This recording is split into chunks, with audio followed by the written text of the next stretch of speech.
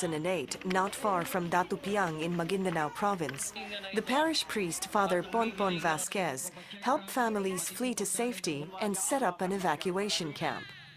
With a video camera, Father Ponpon and his Oblate media team documented the impact of the war on civilians. Nagsimula nung magkaroon nga ng breakdown sa pag-uusap between the government at ng MILF. Doon ko nakita yung paglisa ng mga tao sa pikit, and then yung karamihan dito ay napunta sa Datupiang. Talagang matatawag natin na kahindik-hindik yung mga nangyari noon. Napakaraming namamatay.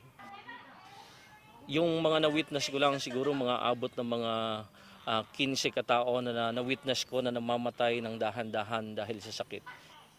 Nakatakas sila, nabuhay sila, nakatakas sila sa bala, pero hindi sila nakatakas sa kamatayan na dala ng sakit sa evacuation center.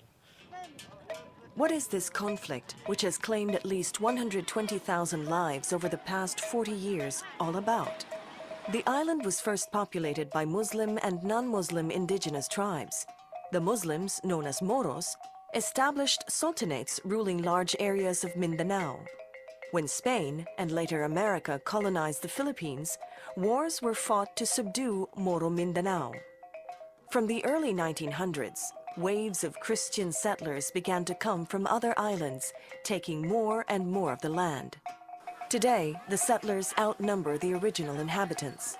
The Moro people and Welcome back to Philippines Uncut. I'm your host, Buddy Cunana. Tonight's topic is the Mindanao problem and the Bangsamoro Basic Law. And joining us still to talk about this very interesting and controversial topic are Mr. Rod Kapunan, who is a columnist for the Manila Standard, and Mr. FERDIE PASION, who is the chairman of NAT-FIL.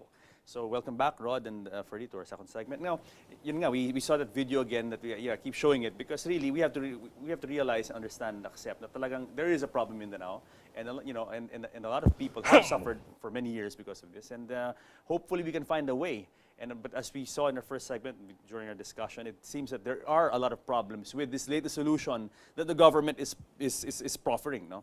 Now, let's talk about. We end our first segment by saying that this Bangsamoro Basic Law is in effect a charter, a constitution of a people who are actually on the road to self-determination, to full independence, no? And sabi mo nga FERDIE, yung Bangsamoro Basic Law interpretation, literal interpretation is a constitution. But I have to throw this to you, gentlemen, okay? But it's also mentioned in the Bangsamoro Basic Law that the Bangsamoro will always be is still a part of the Philippines. It is not a sub-state. It's very clear there. It's written there in the Bangsamoro Basic Law. What do you have to say about that? Well, they were given the elements of a state. What are the elements of an independent state? You have territory, you have the population, you have the government. Those are the very least elements for you to have a state. So they have their own territory. Where they can exercise jurisdiction and exploitation of resources. And practical sovereignty. Yes. And the word self-determination, under international law and under the United Nations rules, self-determination is synonymous to independence. Paulit-ulit nga yung sinasabi sa BBL. Yes. It's very interesting. Huh? And they have their Bangsamoro waters, because the Sulusi is full of oil. So they will be controlling that. And then the natural resources, they will be controlling that. In fact, it is written there that they have the full control over natural resources. This is against the national economy and patrimony provision of the Constitution, wherein it specifically mentions that all natural resources belong to the state. So, although you are saying that you are still part of the Philippines, it will be very easy for you to secede later on and join the Federation of Malaysia or declare independence with the automatic recognition of the United States and Malaysia. So the problem in this particular situation is not Imperial Manila. Yes. It is Imperial America and Imperial Malaysia. Imperial Kuala Lumpur. So we are taking care of the Filipino Muslims because they are our brothers.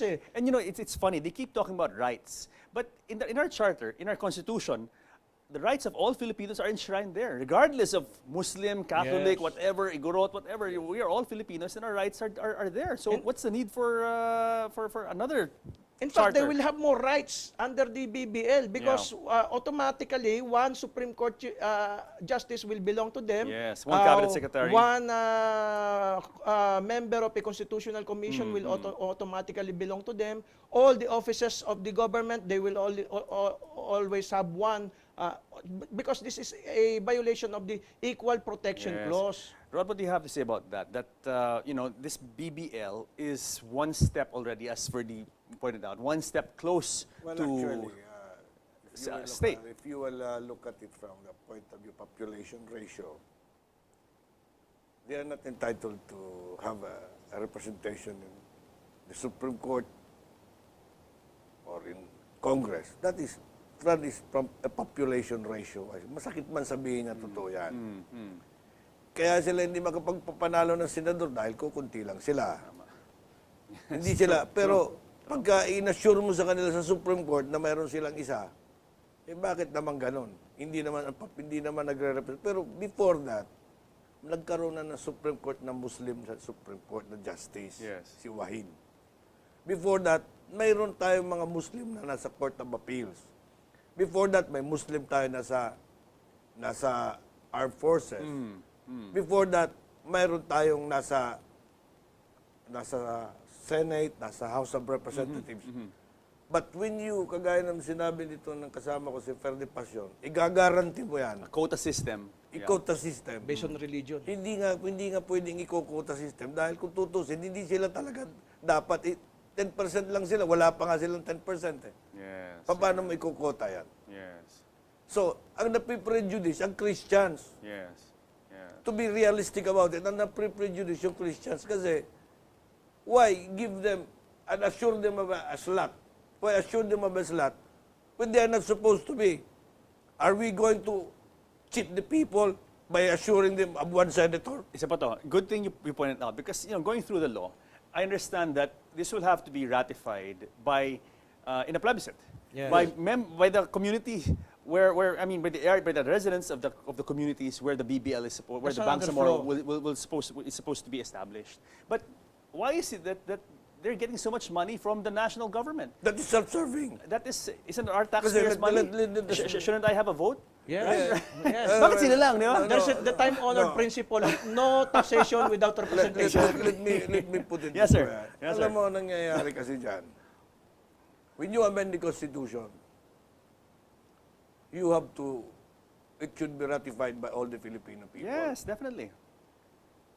Supposing you will amend the Constitution and it will only affect a portion of the territory, then it will still have to be ratified by the Filipino people because it is the entire Constitution Yes. that you amend. Now, Yes. let's go back to the issue. We are going to amend the Constitution to give way to the demands of the MILF. Para pagbigyan sila. Now, papayag ba tayo? Self-serving yan, bakit kayo lang? Yes. Ba't kayo lang? Nangihingi kayo sa amin, hindi mo kami pasasamahin bumoto. Let's be practical about it. Di ba, it doesn't seem right. Yeah. Parang against common sense, di ba? Parang we're footing the bill, Yes. and yet hindi tayo kasama sa Precisely. decision process. di ba? Can you imagine? Even Malaysia will not allow it. Malaysia has a big population of Chinese and Indian nationals. If Bangsamoro Basic Law is so good, why are they not putting up a Bangsa Chinese Basic Law in Malaysia, a Bangsa Indian Basic Law in Malaysia? And why is it that the possession of firearms is strictly prohibited in Malaysia? Everything that is against the laws of Malaysia are being done here in the Bangsamoro Basic Law. And why is it that Malaysia is endorsing this law, but it is not doing the same in their own country? So this is really detrimental to the Republic of the Philippines. And why are we allowing this? Because we submit that the president has been co-opted. By the way, Please, Rod, let me point this. Ano mo, yung sinasabi ni FERDIE PASION dito, na discrimination, the Malaysians have been doing that. Yes, they have the Bumiputra policy. Bumiputra policy. Yeah, that The favors Bumiputra- ethnic Malays over all the other If you are a minorities. Chinese, you do not have the same rights as the ethnic Malays. Chinese. Bumiputra policy. Yes, yes. Sa business, Gobyerno, sa gobyerno. placements, Yes, education sa even. education. Yes, yes. and yet they want to impose it to us. Katulad halimbawa na sinasabi ko, you will decide whether you will secede. You will decide whether you intend to secede or not. Hindi mo kami pasasalihin dyan. Teritoryo ko namin yan.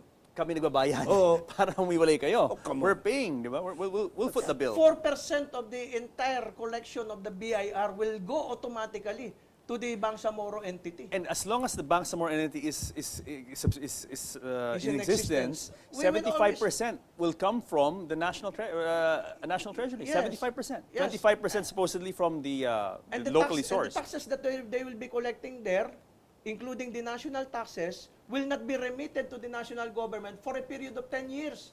So they will not be giving anything to the Republic, but the entire Filipino nation will be giving everything to them. Billions upon billions of pesos. There's a specified amount for infrastructure. How much is the mobilization cost of this BBL? It's been mentioned, different figures, 70 billion, naging 85 billion, I think 100 plus billion na 100, yung 100. mobilization lang to. Yes, yes. Just to get them establish all the institutions that they seek to Yes. establish, no? There is a mention there of 1 billion upon its enactment into law, 10 billion, and then the budget, billions for the budget of the Transition Authority, and the share in the natural resources, share in the collections of the BIR, an specified amount, as I said, for the infrastructure there. So we will be putting up all the bill, but we will get nothing out of it. Instead, we will be getting a stone and hit our head with that stone. Yeah, Robert? by the way, Okay, I please, forgot please. to mention. Please. Please, We yeah. will be footing our bill for that, but we have no right to audit that. Yes. Yun ang They have their own. They have their Yes. own auditing. Which is Hindi unconstitutional. ko hindi ka ma-audit. Hindi mo ma-audit. And they will have their This is own the- COMELEC. Also, Again, they're all COMELEC. unconstitutional. Yes. You own cannot, comment. you cannot audit them. Eh, paano ngayon yan? Eh, pera ko natin yan yun. eh. Pera ko yun eh.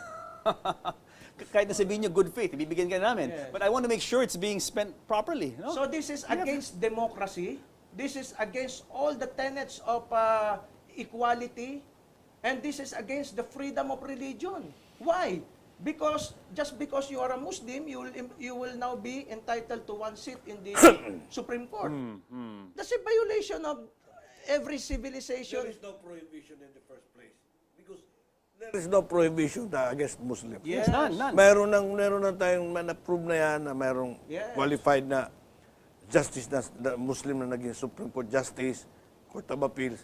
Hindi naman sa ratio yan na. Hindi na Yes. automatic kung qualified ka. Yung first Muslim general in the AFP was my Yes. father's Yes. staff. Correct. Yes. And they are saying that they are non-state actors. Therefore, the killers of the Sub-44 should not be tried under Philippine law, but tried under MILF law. And they submitted their report to Malaysia. If you are saying that you are a non-state actor, then you are not entitled to an agreement with the Republic of the Philippines because you are rebelling. You are not recognizing the Republic of the Philippines. And they kept on saying that they are revolutionary organization and non-state actors. They are not recognizing the Republic of the Philippines. So it's a rebellion. Therefore, the agreement is null and void ab initio. Null and void ab initio. By the way, even if you're a rebel, you are still subject to Philippine laws. Definitely. Correct. Definitely. Have any even been charged with rebellion? I mean, it is a crime, That's no? the problem Under now. our constitution. Our most respected Secretary De Lima, with all due respect, is forced by circumstance to, of course, she's just a secretary, she cannot do anything about it, to say that there is some truth to what the MILF is claiming, that we cannot just arrest them. But we all know, even if you are not a lawyer, there is no such thing as the suspension of our laws, the amendment of our laws. Even during any the kind of repeal of our ceasefire laws, or peace talks. even if Definitely. there's peace talks, Definitely. unless the Congress amends the law. Yes. Last time I checked, the law against the killing of policemen and the law against rebellion has not been repealed. Oh my gosh. By the way, Yeah, please. Before you close, yeah. If I may add, that should have been the basis for the cancellation of the talks. Yes.